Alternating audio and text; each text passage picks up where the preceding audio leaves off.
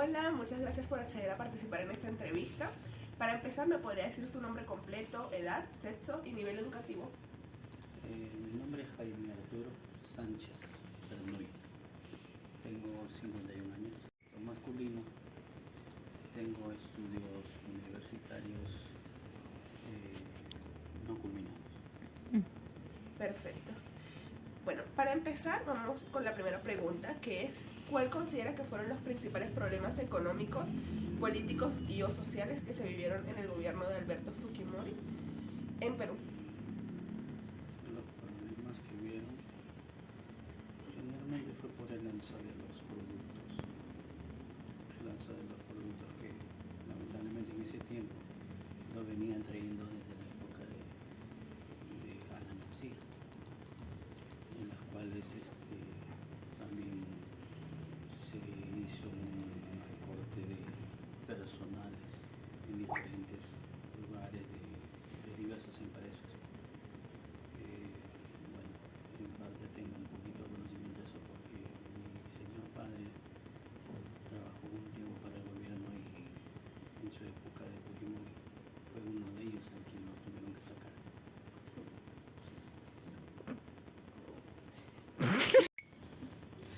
Ya, con la siguiente pregunta, que es ¿qué medidas se implementaron para combatir la inflación durante el gobierno de Fujimori? ¿Por qué fueron o no efectivas?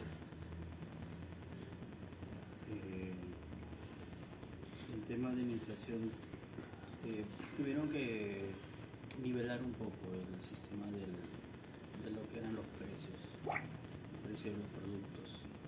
Y también con respecto a eso, bueno, parte era lo que era el comercio del petróleo, que era en ese tiempo el tema principal para nivelar un poco lo que era el sistema de economía para los hogares.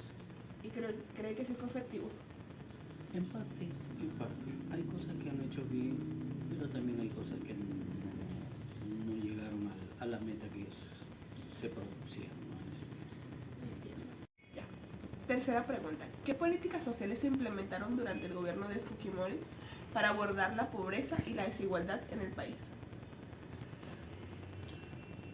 No, con mucha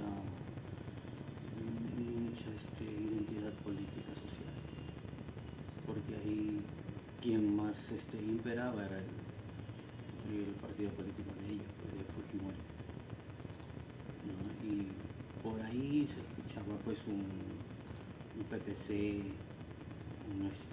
un APRA, pero ya muy pobre el tema de las entidades políticas. Más estaba lo que era el cambio 90.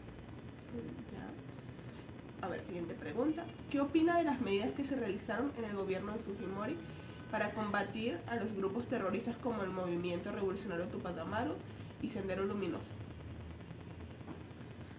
Bueno, voy a pecar en hablar esto porque no quiero llegar a un tema un poquito que es delicado, ¿no? Pero la verdad que no ha habido controversia. No ha habido controversia. Lo que pasa es de que se hizo prácticamente, a mi opinión, se hizo como una novela esto. Vamos al tema nomás, un punto que pasó con Vladimiro Montesinos. Mientras que el señor, supuestamente en ese tiempo, como presidente, fue a buscar a esta persona, este señor ya se había ido a la fuga por otro lado. ¿Qué tipo de seguridad podríamos tener en ese momento así? ¿Se da cuenta? Igual con el movimiento de narretistas y todas esas cosas. O sea, a mi opinión, iban casi a la par. Habían cosas que se iban a la mano. Lo que está pasando hoy en día también. El gobierno está coludido prácticamente con las mismas situaciones, con la gente que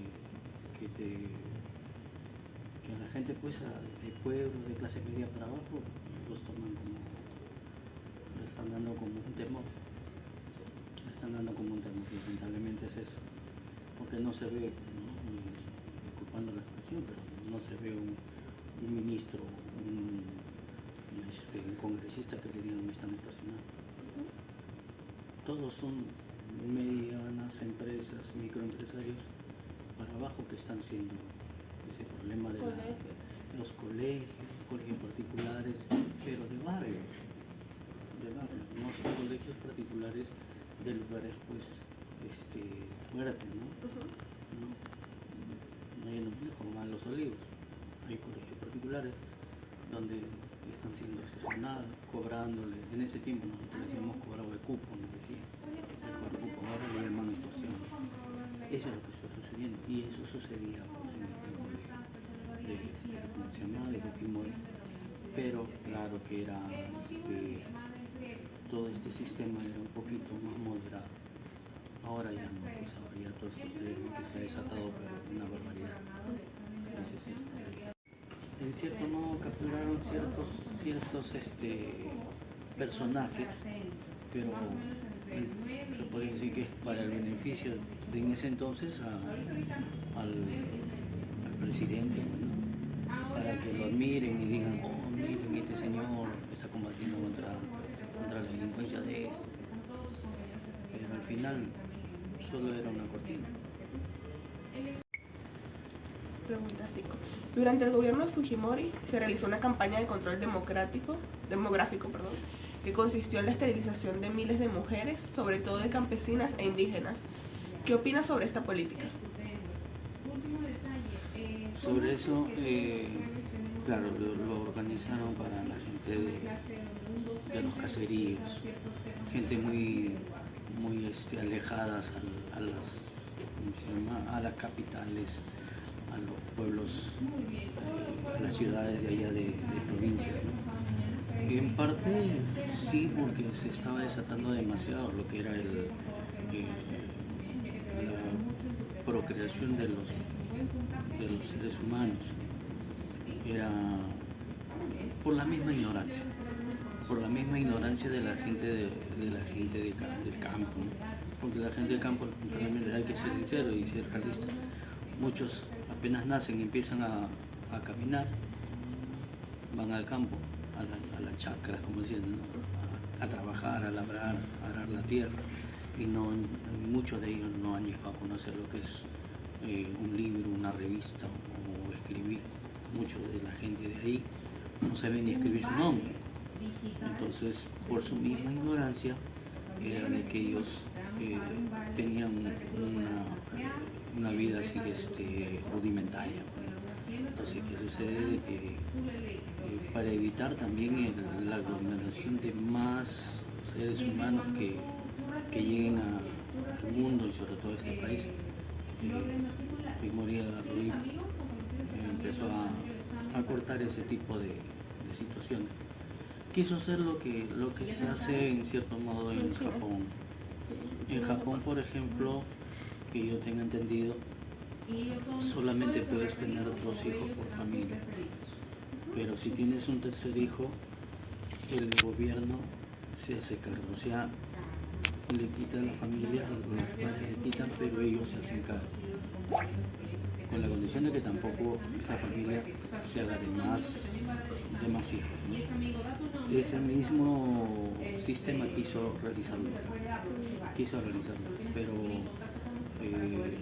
bueno, como le digo, por la misma ignorancia de la gente de campo, en algunos lugares no se llegaba a cumplir el cometido que deseaba. Ese era el tema. Perfecto. Vamos con la siguiente pregunta. ¿Conoce las medidas que se tomaron durante el gobierno de Fujimori para controlar la prensa y cuáles fueron sus repercusiones en la libertad de expresión? La verdad que en ese tiempo no había mucha libertad de expresión. Lamentablemente hay que ser sincero. Tú podías hablar algo nada positivo dentro de la realidad del gobierno de este señor y eres víctima de mañana más tarde llegar a un ataúd, como se dice, ¿no? O sea, la libertad de prensa también era en ese tiempo era muy limitada. No podías hablar mal del gobierno. No podías hablar mal del gobierno. lo que está sucediendo hoy en día, también si vamos a una comparación con lo de Venezuela. De Venezuela, varios canales de televisión de allá, se ha visto que se ha vetado. ¿Por qué? Porque la prensa de allá empezaba a remeter de todos los problemas que estaban viendo, ¿no? Con el presidente que murió en ese tiempo, ¿no? Hugo Chávez, y ahora lo que está pasando con el presidente actual. Entonces, eso, si nos vamos a lo que es en Perú en ese tiempo, Ahora parece. era algo similar. Ya, ahora por último, ¿cuáles fueron los eventos que llevaron a la caída del gobierno de Fujimori en el año 2000 y qué consecuencias tuvo para el país? Bueno, la caída de Fujimori por lo general fue por el tema de la convivencia, se puede decir, que tenían, ¿no? entre el Vladimiro, que era un caso ya muy notorio, y él. Se decía que, así decían, que lo del cine era pues que le abastecían pues toda la parte económica. Entonces, antes de que siga proliferando más estas cosas, prefirió, no sé si huir del país. Y claro que eso también fue un tema que al pueblo peruano también le afectó en cierto modo la economía. ¿Por qué? Porque prácticamente el Perú empezó a llevar una situación económica a la deriva.